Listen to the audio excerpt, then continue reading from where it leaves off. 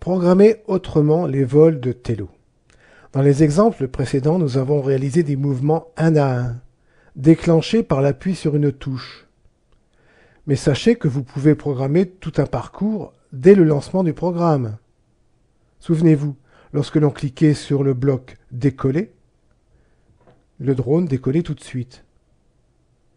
Il suffit juste de respecter entre chaque ordre de mouvement la pause de 5 secondes, le temps que l'ordre soit envoyé et que Tello annonce que le mouvement a été fait.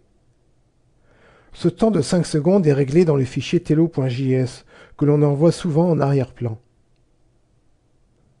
Dans les activités qui vont suivre, vous aurez des parcours un peu similaires à ceux réalisés lors des concours et défis que vous avez réalisés avec l'application smartphone Tello.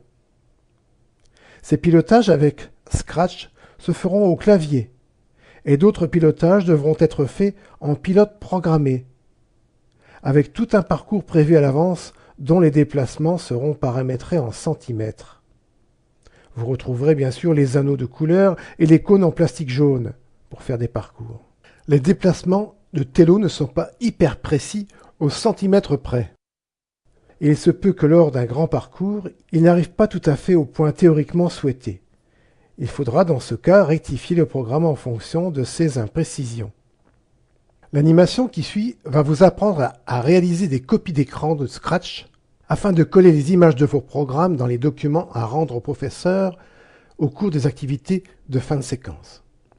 Ensuite, ces activités mettront vos talents de pilote et de programmeur à rude épreuve.